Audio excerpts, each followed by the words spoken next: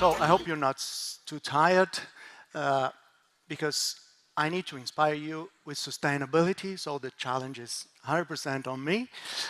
In any case, it's a big pleasure to be presenting to you today. It's my honor. And in the next 10 minutes, I would like to bring to your attention the huge opportunity that sustainability is for volleyball. I'll show you some context, some initiatives of maybe interest, and also to tell you some things that we should keep in mind when we launch a sustainability initiative. So volleyball, so you know everything, we saw everything just in the previous presentations, a potential of 800 million fans, all these tournaments. So I do believe that volleyball has the potential to impact society much beyond than what is impacting already. So governments, they are committed to the sustainable development goals, they are committed to reduce their carbon footprints, and it's their duty to invest on initiatives, on events that help them to achieve these goals. Sponsors, they want to associate their brands to sustainable sports. Investors, they want to, at least some of them, to clean up their portfolios of all non-sustainable investments. Athletes, you have volleyball athletes with sustainability MBAs. You have volleyball athletes who are winning sustainability prizes with their own individual work. So there is maturity and willingness on the athlete's side. And finally, your fans, especially the young ones, they want to connect with a sport that talks to them and also that help to shut down some of the anxiety that the world that we are living in is bringing into their hearts. So, can you feel already the opportunity? It is about maintaining the relevance of the sport. It is about business. It is about credibility. And we learned already in these 2 days, right? Credibility is everything. I could have started this presentation by saying how the world is burning, or how the world is underwater, or how everybody is leaving their homes.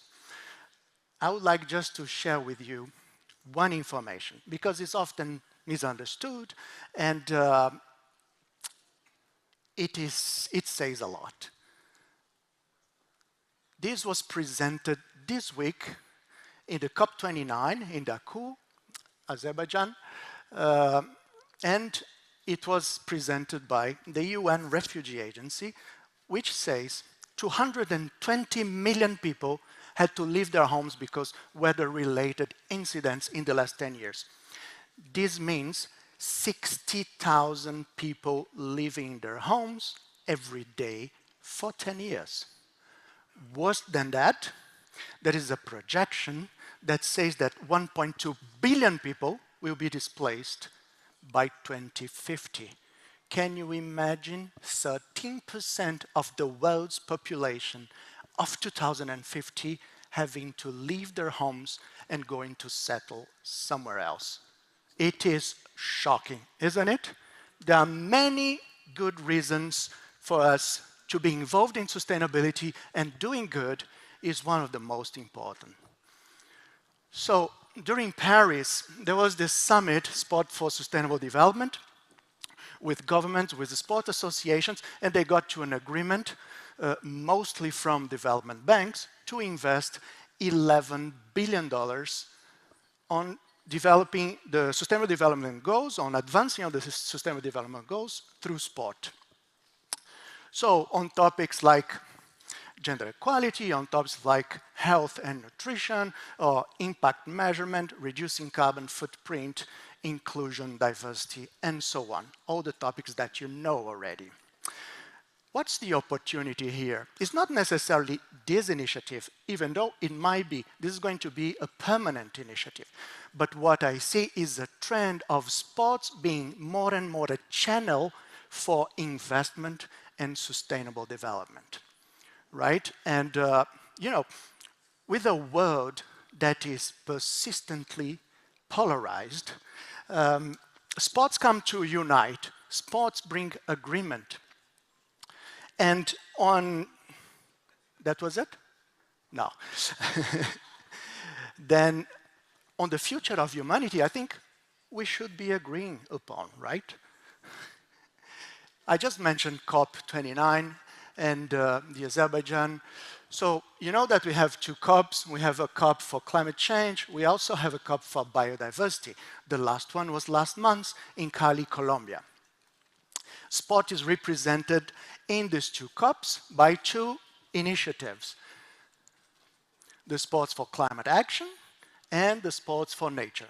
These two initiatives, they were launched by the United Nations and they are backed up by the IOC. The Sports for Climate Action invites sports organizations to contribute to combat climate change, and for nature, they invites the same to preserve and restore nature, basically to stop the biodiversity loss that we are going through. What is the opportunity here?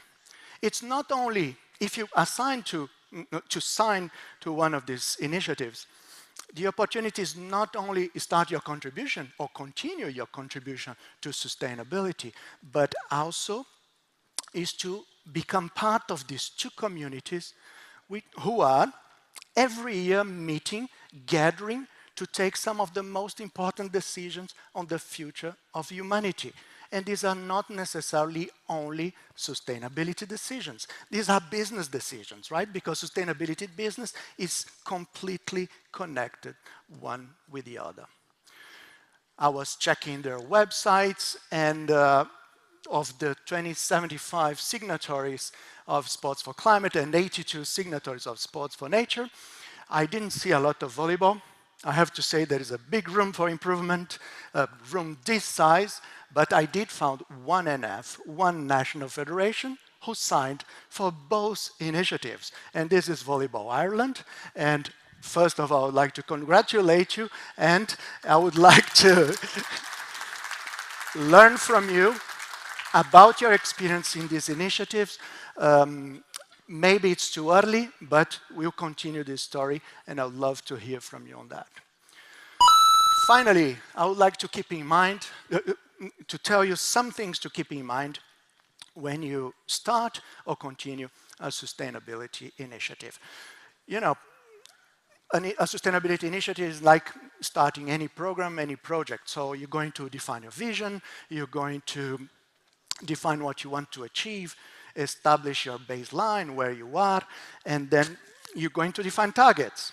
And after that, you're going to make a plan and implement your plan. Make a report and communicate about it. That's the cycle. Every year you do that. Two things important in this cycle. One is making it through a governance that make it transparent, and also communication, because what you want to do is to inspire with your actions, right? That's one thing sport can do very much and volleyball can do very much. But some very specific things to sustainability initiatives. One of them is that you have to be a catalyst for action. Everybody wants to start doing sustainability, but it's very difficult to start by yourself. So you need to start talking around you about what you want to achieve, about the ideas that you have, and you'll see that very soon you're going to have people, allies that will join your sustainability, and you keep being the catalyzer of all this willingness, these resources, this knowledge into your sustainability initiative. The second one is that you have to collaborate all the way from upstream, from your suppliers, to downstream to your fans, obviously with your event partners, very important, but most importantly, amongst yourselves. because the idea with sustainability is that we learn as fast as we can from others to make everybody advance faster. So we learn, we share, and we keep doing that, obviously with other sports as well. Finally, you need to lead and let lead. Sorry. What I want to say with that is that you always need top leadership support in your initiatives. You are the top leaderships here, right? But sometimes you're going to identify people in your team, with your partners, within your network of your initiative that are better positioned at a certain moment to lead what you are trying to achieve. And you should let them lead. You know why? Because sometimes being a follower make you advance faster. If you doubt that, just watch a bicycle race, the Tour de France, for example, and you see that sometimes you just keep behind, waiting to take the lead again. And end of it, think impact. So you need to think impact as a currency that you generate inside of your organization. You know, any activity, any person, any organization, you have positive and negative impacts. And the whole idea here is to increase the positive and to decrease the negative ones.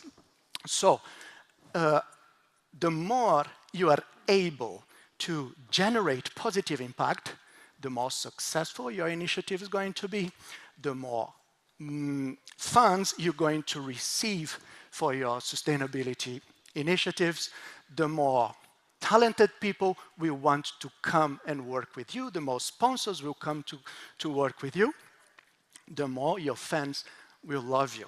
It's a virtual cycle, right? When you get to this point, you will become obsessed by impact. You're going to be doing that because at the same time, you're going to have one of the best sports in the world and one that is known and recognized for doing good. Okay? So with that, I would like to tell you that I hope you choose to see the opportunity, and I would like to hear from you on these initiatives, on your initiatives, on sustainability. And thank you very much. Thank you very much, Paolo, for your presentation on sustainability at FIVB.